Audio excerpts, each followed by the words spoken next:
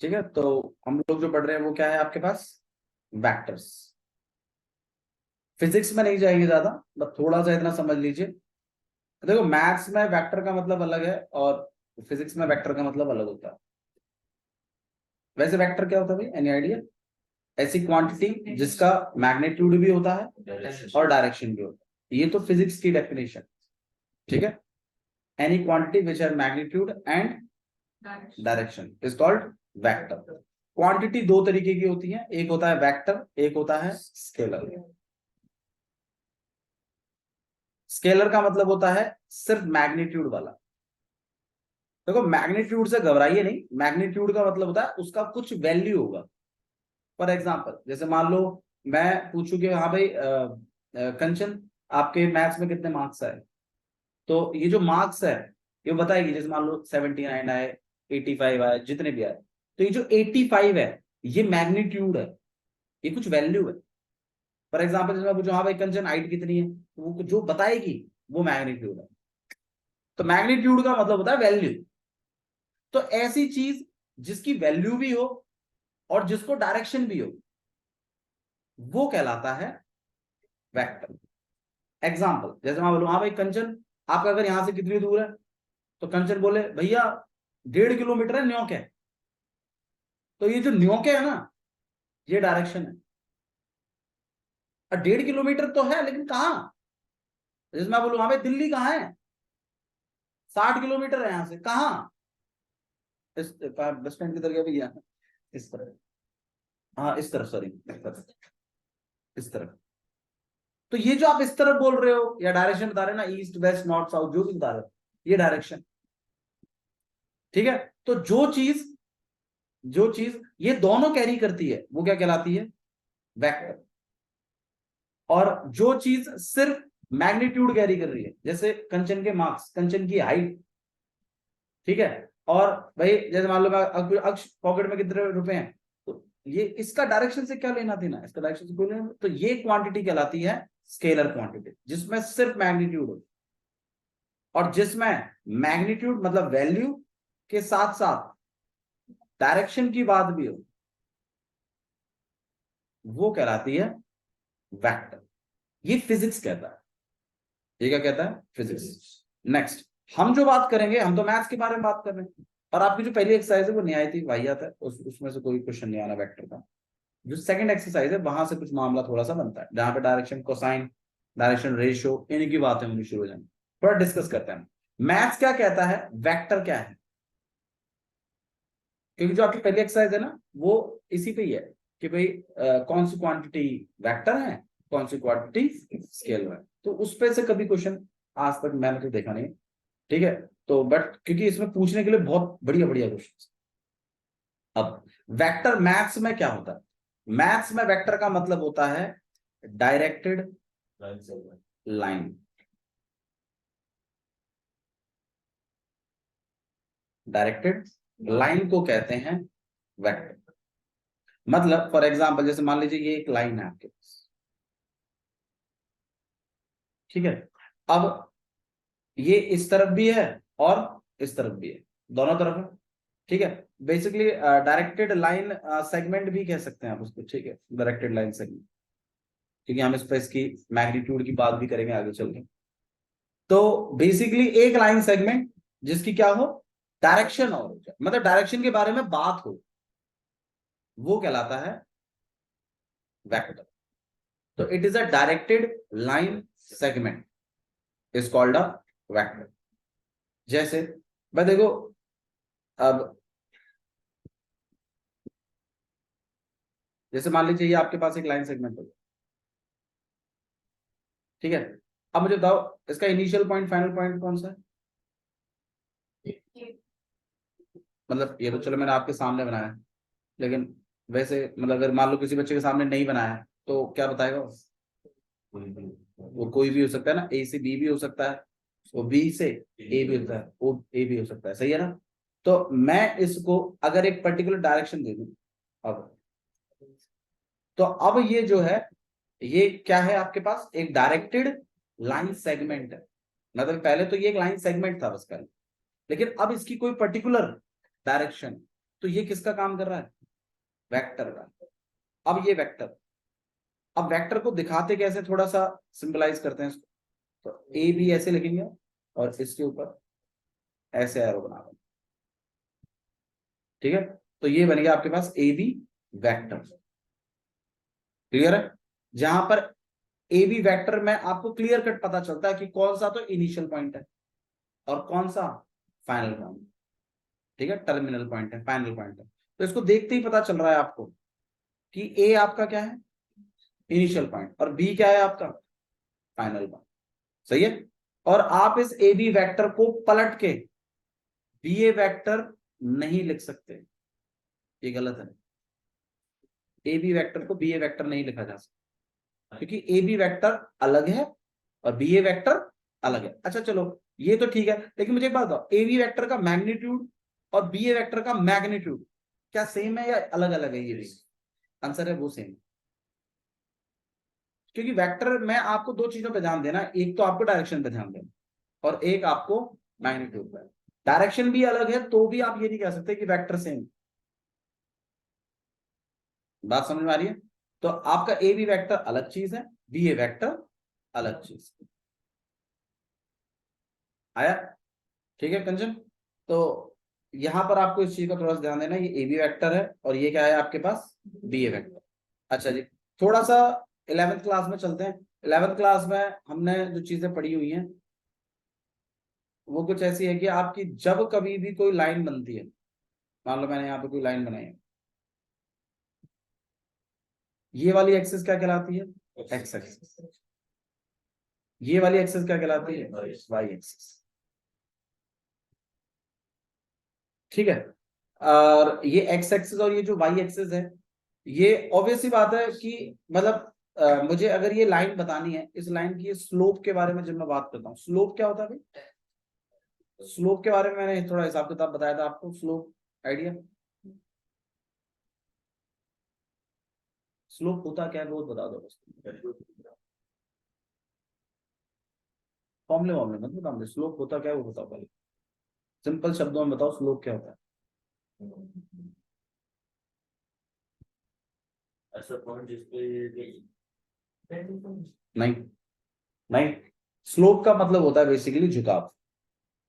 Slope का मतलब होता है झुकाव। कोई लाइन कितनी झुकी हुई है, अब किसी लाइन का झुका होना ये बात कैसे डिसाइड करते हैं आप? फॉर एग्जाम्पल जैसे मान लो भाई ये पेन है, अब ये पेन मतलब आपके हिसाब से स्ट्रेट है या मतलब सीधा है या फिर टेढ़ा है? क्या कैसे पता चला? कैसे पता चला, वही पूछ रहा हूँ, कैसे पता चला? तुमने कैसे बताया ये पेन टेढ़ा है? मेरे हिसाब से तो पेन सीधा है और ये पेन सीधा है, अगर तुम ठीक से देखो तो। एक्सिस के साथ नहीं, ये पेन टेढ़ा क्यों है? अच्छा चलो ये बताओ, मैं यहाँ पर थोड़ा सा गीता के बारे में उलट सुलट बोल दूं, भगवत गीता के बारे में, और फिर तुम बताओ फिर वो सही है गलत? क्यों? तुम्हें कैसे बताओ सही है गलत? तुम किसी भी चीज को जज कैसे करते हो? अपने हिसाब से। हम सही हैं इसीलिए तुम गलत। ये लाइन टेढ़ी क्यों है? क्योंकि तुम अपने आप को सीधा बैठा मान रहे हो, और तुम्हारे हिसाब से ये लाइन इसलिए कैसी है, टेढ़ी है। तुम एक बार टेढ़ा होके देखो, तुम्हें ये लाइन सीधी दिखाई देगी। हाँ, इस लाइन के अगर मैं ये लाइन होता या ये कोई बंदा इस लाइन ये लाइन होता, तो उसके हिसाब से तुम सब क्या कैसे बैठे हो? ये बात बिल्कुल सही है, बिल्कुल फैक्ट वाली बात। तो भाई किसी भी चीज का जो हिसाब है वो किसी के अकॉर्डिंग लगता है, ऐसे ही नहीं है कि भाई नहीं ठीक है चलो भाई, क्योंकि हम सीधे हैं इसीलिए ये मतलब ये जो रिमोट है लेटा हुआ, ठीक है, या ये पंखे जो है टेढ़ी हवा दे रहे हैं, या जो भी चीज है हिसाब किताब।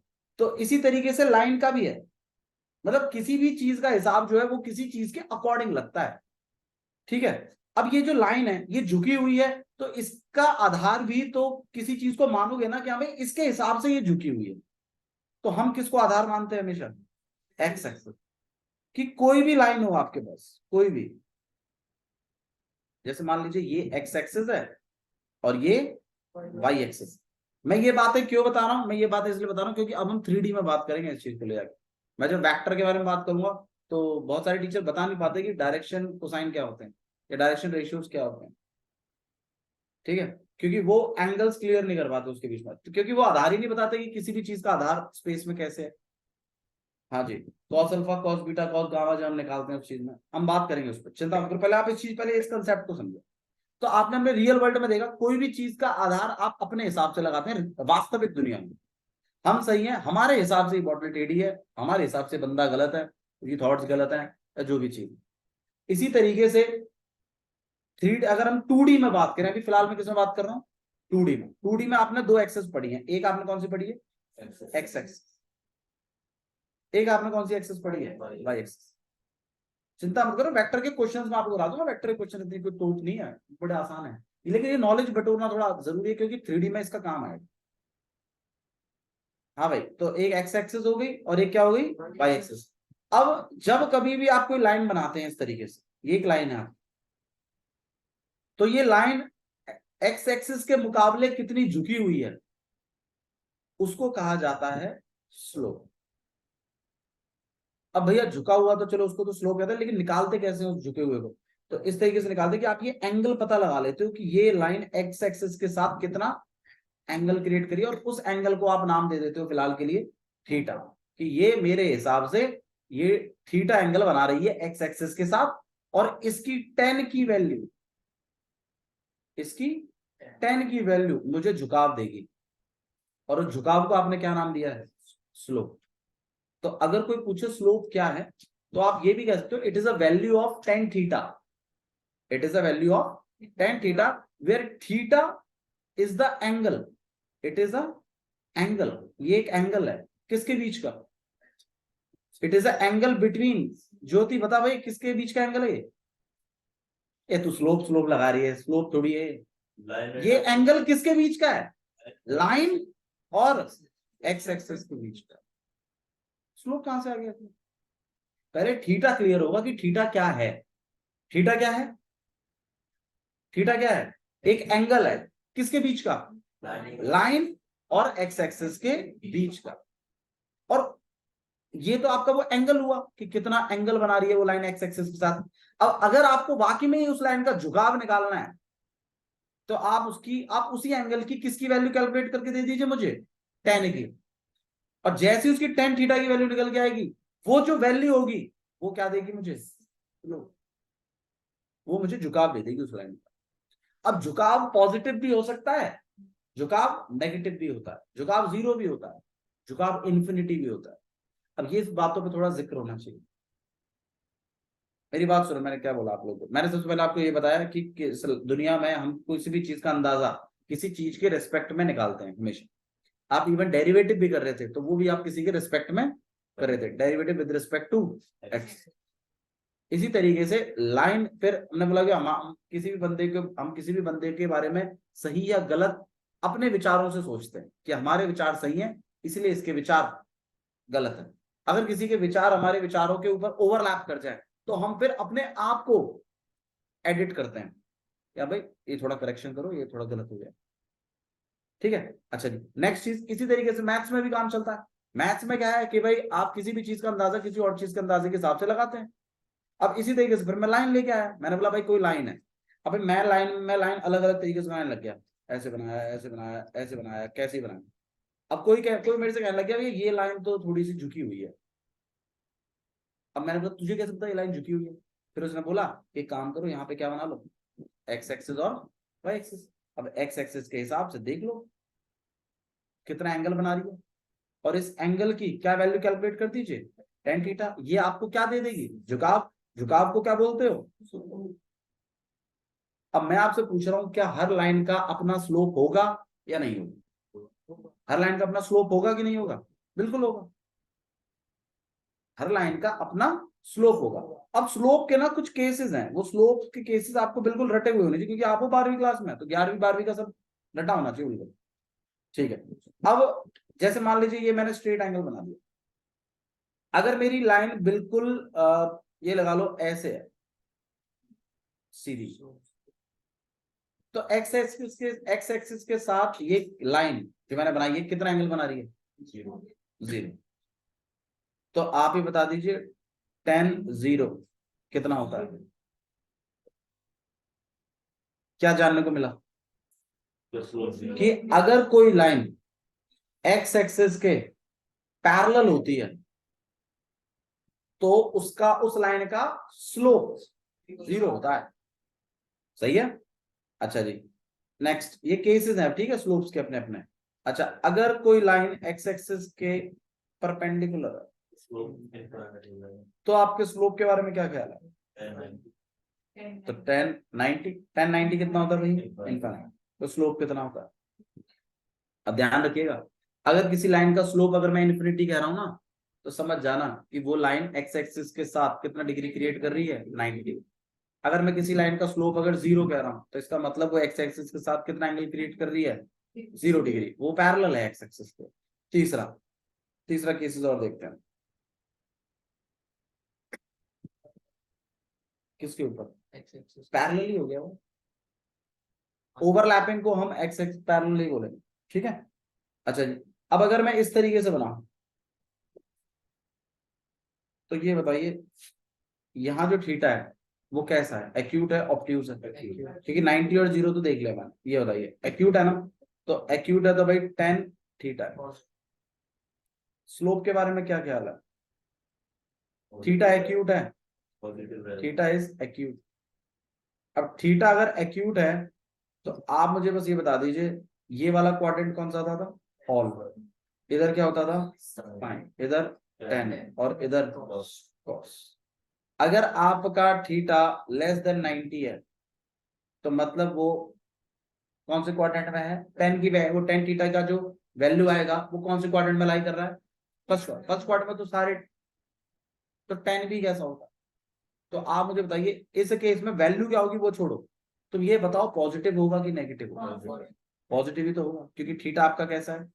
एक्यूट। एक्यूट मतलब लेस देन 90। लेस देन 90 मतलब आपका 0 टू 90 के बीच में आएगा। और 0 टू 90 के बीच आएगा तो भैया इसका मतलब टेन थीटा की वैल्यू कहाँ गिरेगी? फर्स्ट क्वाड्रेंट में। लाइन कहाँ बन रही है वो छोड़िए, लाइन लाइन का नहीं बता रहा मैं कहाँ बन रही है, वो क्या एंगल बना रही है, उसके आधार पर जो टेन थीटा की वैल्यू होगी वो एक्यूट वैल्यू, मतलब एक्यूट एंगल पे टेन थीटा कैलकुलेट हो रहा है। ऑब्वियस सी बात है ये कैसा होगा? पॉजिटिव। देखो जो बच्चा पढ़ रहा है पहली बार उसके लिए तो देखो नया है, लेकिन जो बच्चा पढ़ चुका है, आप लोगों को शायद मैं ऑलरेडी बता चुका हूँ इस सब बात में, है ना? तो दोबारा डिस्कस करना तुम्हारे साथ, ठीक है। तो स्लोप कैसा है? पॉजिटिव। अच्छा जी, अब अगर यही लाइन अगर इस तरीके से निकल जाए तो अब आपका थीटा कैसा है? एक्यूट नहीं है, मोर देन 90। अब मोर देन 90 है तो आप ही बता दीजिए ऑल साइन। सेकंड क्वाड्रेंट में आएगा ना अपना मामला, और सेकंड क्वाड्रेंट में कौन पॉजिटिव होता है? तो 10 कैसा होता है? तो 10 नेगेटिव है, तो आपका स्लोप कैसा होगा? सही है। तो स्लोपों के बारे में काफी हिसाब किताब हमने ले लिया कि हाँ भाई ठीक है, ऐसा ऐसा कुछ होता है और ऐसा ऐसा हम करेंगे। आइए 3D में और बात करते हैं, क्योंकि आपका जो वेक्टर है वो 3D में दौड़ेगा। 3D के बारे में थोड़ा सा पढ़ लीजिए। आपके पास 3 एक्सिस हैं, ठीक है। एक एक्स एक्सिस, एक वाई एक्सिस और एक जेड एक्सिस। ये वाली शायद उन्होंने वाई एक्सिस बनाई है, ये वाली एक्स बनाई है। तो देखो भाई क्या एनसीईआरटी ने क्या फॉलो किया। वैसे तो आप किसी को भी एक्स वाई जेड मान सकते हो, बट एनसीईआरटी जो फॉलो करी वो दिखाई, ताकि कंसेप्ट ब्रेक ना हो। पॉइंट को आप थोड़ा समझने की कोशिश। एनसीईआरटी जो फॉलो कर रहा है वो कह रहा है ये एक्स एक्सिस है, ये वाली जो है ये वाई एक्सिस है, और ये वाली जो एक्सिस है ये जेड एक्सिस है। बात बिल्कुल सही है, क्योंकि हम तो ऐसे पढ़ते आए। ये वाली क्या पढ़ते हैं? एक्स। ये वाली क्या पढ़ते हैं? तो हम इमेजिन करना चाहते हैं कि ये जेड ना लिखा जाए, बल्कि क्या लिखा जाए? वाई। ये एक्स हो जाए, ये वाई हो जाए, और बेशक ये नई एक्सिस आई है, इसे क्या नाम दे दीजिए? Z axis. बात आपकी बिल्कुल सही है, ऐसा ही होना चाहिए। और अगर बोर्ड में देखें, बोर्ड में देखो तो ये सही भी है। देखो मुझे एक बात बता दो आप, एक्स एक्सिस और वाई एक्सिस थोड़ा सा इमेजिन करिए। X axis y axis actually में क्या दिखाते हैं? 2D फिगर्स या 3D फिगर्स? 2D फिगर्स क्या होते हैं? जो जो किसी सरफेस पे ड्रॉ होते हैं। सही है। अच्छा, अब मान लीजिए जैसे ये टेबल है, आप बोर्ड पे पढ़ते हो इसलिए आप बोर्ड इमेजिन कर रहे हो, मैं टेबल की बात कर रहा हूं। आप कॉपी पे अपने आप को सोचो, आप कॉपी पे, अब ये कॉपी पे ये वाली जो एक्सेस है ये एक्स एक्सेस है, ये वाली जो एक्सेस है ये वाई एक्सेस है। सही है। ये वाली आपके पास एक्स एक्सेस और ये वाली आपके पास वाई एक्सेस। ठीक है, एक काम करते हैं, इस वाली को हम क्या मान लेते हैं, एक्स एक्सेस, इस वाली को क्या मान लेते हैं, वाई एक्सेस। सही है। अब मैं इस टेबल पर चाहे कुछ नहीं बनाता रहा हूं, मिक्की माउस, डोनाल्ड डक, कुछ भी बना दूं, पेन, रबड़, इरेजर, जो भी, ये इस टेबल पर ही है, इस टेबल से बाहर नहीं है कुछ भी। डायग्राम बना रहे हैं, ड्राइंग बनाइए, बेशक बनाइए।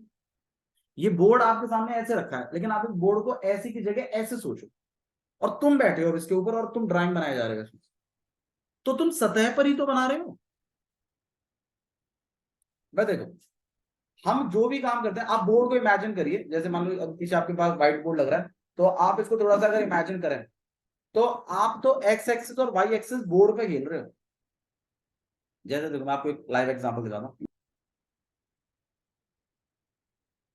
ठीक है, हाउ टू ड्रॉ, या how to make a vector, how to draw a vector between 2 points. उसमें डायरेक्शन, कोसाइन, डायरेक्शन, रेशियो, सारी बातें करेंगे। फिलहाल के लिए एक चीज समझा रहा हूं मैं बस आपको, कि अगर 2 पॉइंट अगर आपके पास हैं और उनके बीच में अगर आपको क्या सेटअप करना है, एक वेक्टर, तो कैसे सेटअप किया जाता है। फॉर एग्जाम्पल, जैसे मान लीजिए एक ए पॉइंट है आपके पास। ठीक है, उस ए पॉइंट के कोऑर्डिनेट हैं 2, 3, let it be 5, A point. और एक और पॉइंट है आपके पास बी, उसके कोऑर्डिनेट्स हैं 1, -3, 2, ऐसे।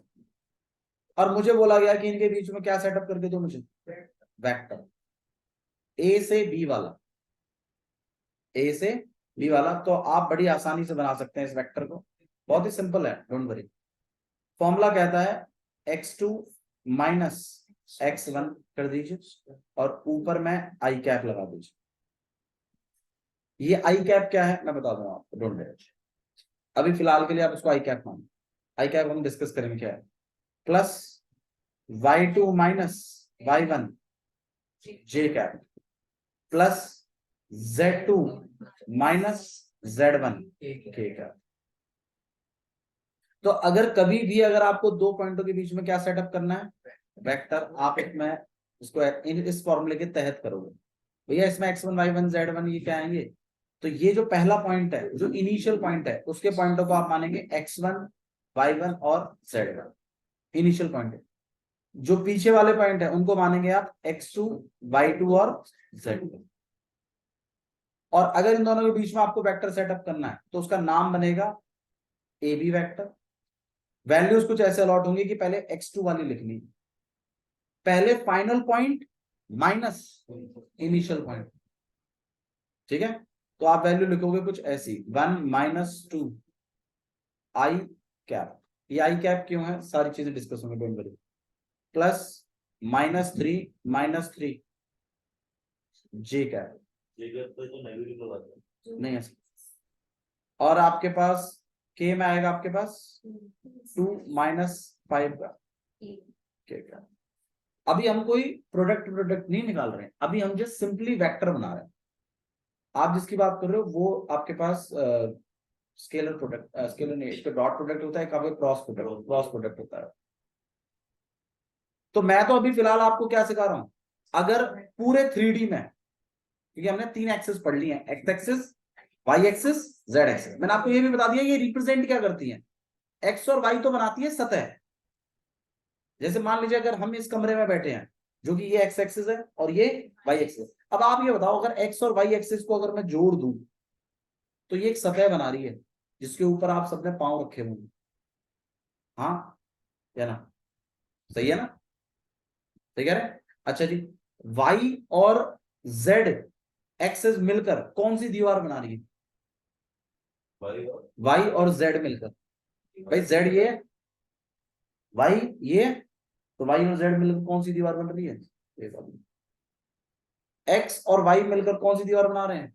नीचे वाली, जिस पर आपने पाँव रखा है। थोड़ा सा इमेजिन करिए, चीजें समझ में आएंगी आपको, ऐसी बात।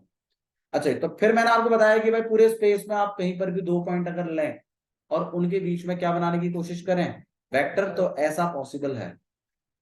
उसका फॉर्मूला भी मैंने आपको बताया कि एक ए पॉइंट होगा, उसका कुछ कोऑर्डिनेट होगा, एक बी पॉइंट होगा, उसका अपना खुद का क्या होगा, कुछ कोऑर्डिनेट, और आप इनके बीच में क्या बनाएंगे, वेक्टर। और फॉर्मूला बनेगा x2 minus x1 i cap plus y2 minus y1 j cap plus z2 minus z1 k cap, और आपका कुछ ऐसा बनेगा। फिर आप इसे वैल्यू लगा दोगे, कितना हो जाएगा, -1 आई, और यहाँ पे -6 जे कैप और -3 का के कैप। और ये जो तैयार हुआ, ये एक्चुअली में वेक्टर है। ये क्या है, एक वेक्टर। तो आपको 2 पॉइंटों के बीच में क्या बनाना आ गया है, वेक्टर। ठीक है, अभी मैंने फिलहाल के लिए आपको वेक्टर बनाना सिखाया है। अच्छा जी, नेक्स्ट चीज, अब वेक्टर है तो भाई किन किन चीजों के बारे में बात होनी चाहिए, डायरेक्शन और मैग्नीट्यूड, दोनों होनी चाहिए ना भाई। मान लो मैं आपको कोई वेक्टर दे दूं, मैं कंचन को कोई वेक्टर दे दूं, मैं कंचन, हाँ ये वेक्टर, तो हाँ ये बहुत बढ़िया है। अब वेक्टर है तो भैया डायरेक्टेड लाइन सेगमेंट है, और डायरेक्टेड लाइन सेगमेंट है तो इसमें 2 बातें होती है, एक तो भैया इसकी डायरेक्शन और एक इसका एंगल। इन 2 चीजों को निकाल लीजिए और आप उस वेक्टर के बारे में सब कुछ पता करते हैं। जो चीज ही 2 ही है, तो बस वैसे। अब भैया ठीक है, वो तो ठीक है, वेक्टर दिखने में मतलब ऐसा होता है, हाँ बिल्कुल सही कह रहा हूँ, वेक्टर दिखने में ऐसा ही होगा, आई जे के कुछ होगा। भैया मान लो इसमें जे ना हो, ऐसा नहीं हो सकता, ऐसा भी हो सकता। भैया आई ना हो, हाँ ऐसा भी हो सकता है, मान लो ऐसा भी हो सकता है, -6 जे और -3। ऐसे केस में आई को आप 0 आई मानते हैं, तो ये 2D नहीं हो गया, ये वाला नहीं, डायरेक्टेड लाइन सेगमेंट बनेगा। देखिए डायरेक्शन मिलेगी ना भाई, यहाँ पे पॉइंट है, यहाँ पे पॉइंट है, मैं इनको ज्वाइन करूं तो डायरेक्शन मिली कि नहीं मिली, और मैग्नीट्यूड भी है। भाई मुझे एक बात बताओ, अच्छा हाँ एक चीज तो मैंने पूछी नहीं, 3D में क्या 2D नहीं आता, 3D में क्या 2D नहीं आएगा, हाँ या नहीं? भाई 3D मतलब ये पूरा स्पेस, राइट, और 2D मतलब एक सतह है, और वो भी ये वाली जिसपे हमने पांव रखे हैं। तो इस जिसपे हमने पांव रखे हैं, क्या वो 3D स्पेस में नहीं है? तो जो भी आपका 2D में है वो 3D में तो है ही।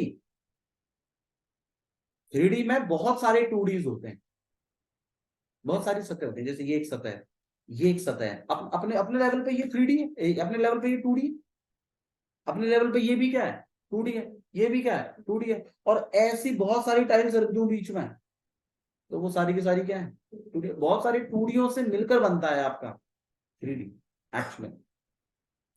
ठीक है, तो x2 मैं मतलब आपने बस खाली वेक्टर के बारे में आज जो जाना है वो सुन लो। आपने वेक्टर के बारे में बताना जाना है कि वेक्टर का मैथ्स में मतलब होता है डायरेक्टेड लाइन सेगमेंट। ठीक है, और वेक्टर की अपनी डायरेक्शन होती है और अपना मैग्नीट्यूड होता है, ये भी चीज आपने सीखी। आपने ये भी सीखी कि अगर 2 पॉइंट दिए हुए हैं और उनके बीच में क्या सेटअप करना है, एक वेक्टर तो बनाया जा सकता है, और फॉर्मूला क्या है, x2 माइनस x1 आई प्लस y2 माइनस y1 जे प्लस z2 माइनस z1 के। अब मैं आपको मैग्नीट्यूड निकालना और सिखा देता हूं और डायरेक्शन निकालना और सिखा देता हूं, ठीक है, जिसको आप ध्यान रखेंगे, और इस पर रख के हम कल क्वेश्चन भी थोड़े से करके देखेंगे। जैसे मान लीजिए एक ए बी वेक्टर मैंने बना दिया, ए बी वेक्टर का नाम है 2i माइनस जे, कुछ नहीं है तो 1 है, ठीक है, और +3 के। मान लीजिए मैं ऐसा ऐसा बना, और कैप लगाना इस कंपलसरी, इस पर नंबर कट जाते हैं। अच्छा जी, अब मैं बात कर रहा हूं मैग्नीट्यूड की, तो मैग्नीट्यूड को रिप्रेजेंट किया जाता है कुछ ऐसे, ऐसे लगा के फिर ऐसे मॉडुलस लगाना होता है, और इसको कैलकुलेट करना बहुत ही आसान है। ये जो आगे जो नंबर लिखे हुए हैं ना, इनके इनको रूट के अंदर डाल के इनका स्क्वायर कर देता है। देखो कोई भी वेक्टर हो, ठीक है, उसको नॉर्मली जैसे मान लो ए बी वेक्टर है, उसको उसका जनरल फॉर्म, जनरल इक्वेशन कुछ ऐसी होती है, ए आई प्लस बी जे और +c के, ठीक है, ऐसे लिखते हैं इन जनरल। अब मान लीजिए मुझे अगर इसका मैग्नीट्यूड कैलकुलेट करना, तो मुझे अंडर रूट के अंदर ए स्क्वायर प्लस तो भाई इसका भी सिंपल ही है मैग्नीट्यूड कैलकुलेट करना, बता दीजिए फटाफट। 2 का स्क्वायर प्लस अंडर रूट के अंदर 2 का स्क्वायर 4, -1 का स्क्वायर और 3 का स्क्वायर 9, यहाँ पे अंडर रूट मैग्नीट्यूड कभी भी नेगेटिव नहीं आएगा, लेंथ कभी नेगेटिव नहीं, लेंथ ज्यादा से ज्यादा 0 आएगी पर नेगेटिव नहीं आएगी। तो मेरे ख्याल से मैग्नीट्यूड निकालने में भी कोई दिक्कत नहीं है। आपने एक वेक्टर बनाना सीख लिया, आपने वेक्टर का मैग्नीट्यूड निकालना सीख लिया, अब वेक्टर की डायरेक्शन और निकालना सीख लीजिए। वेक्टर की डायरेक्शन निकालने के लिए क्या करना होता है उस पर गौर करिए। वेक्टर की अगर आपको डायरेक्शन निकालनी है तो आपको उस वेक्टर को उसी के मैग्नीट्यूड से डिवाइड कर देना। हाँ, ये आपको फिलहाल के लिए आप इतना समझिए, ये आपको वेक्टर की क्या दे देगी, डायरेक्शन। यूनिट वेक्टर आपको आगे चल के पता चलेगा कि इस डायरेक्शन को यूनिट वेक्टर के नाम से जाना जाता है। ठीक है, एक्चुअली में यूनिट वेक्टर होल्ड ही क्या करता है, बस कलम डायरेक्शन। तो अगर आप किसी वेक्टर का यूनिट वेक्टर निकाल दें, यूनिट वेक्टर क्या होता है डिस्कस करेंगे इसको बाद में, अभी फिलहाल इतना समझे, अगर किसी वेक्टर की अगर डायरेक्शन निकालनी है तो आपको उस वेक्टर को उसके मैग्नीट्यूड से क्या कर देना पड़ता है, डिवाइड। क्योंकि मैं ये जानता हूं कि वेक्टर के पास है क्या, मैग्नीट्यूड और डायरेक्शन। अगर मैं वो मैग्नीट्यूड भी 1 करवा दूं तो उसके पास रही क्या जाएगा, डायरेक्शन। बात सही है ना। फॉर एग्जाम्पल जैसे मान लो कि अक्ष के पास जो है 2 फंड चल रहे हैं, एक तो भाई क्लास का फंड चल रहा है, एक स्कूल का फंड चल रहा है, पैसे इकट्ठे करता है भाई मान लो रजिस्ट्रेशन के। अब भाई मैंने बोला हाँ भाई एक काम करो, रजिस्ट्रेशन वाले पैसे यहाँ दे दो, एक क्लास वाले। अब जो इतने तुम्हारे पास बच्चे हैं वो सारे के सारे किसके हैं, स्कूल वाले हैं। तो एक वेक्टर के पास मैग्नीट्यूड डायरेक्शन दोनों होते हैं, आप उससे बस क्या ले लीजिए, उसका मैग्नीट्यूड, और जो बचेगा वो क्या रह जाएगा, डायरेक्शन। यही फंडे के हिसाब से उन्होंने काम किया। और देखिए मान लो मेरे को इस वेक्टर का अगर डायरेक्शन निकालना है तो कैसे निकालेंगे भाई, 2i minus j plus 3k divided by root 14, और ये रूट 14 तीनों को बांट दीजिए। तो यहाँ पे 2 अपॉन में रूट 14 आई माइनस 1 अपॉन में रूट 14 जे और प्लस 3 अपॉन में रूट 14। तो ये जो चीज आई है आपके पास, भैया ये तो कोई वेक्टर सा लग रहा है, ये डायरेक्शन तो नहीं लग रही। भाई डायरेक्शन है ये जो आगे की क्वांटिटीज है ना, ये डायरेक्शन।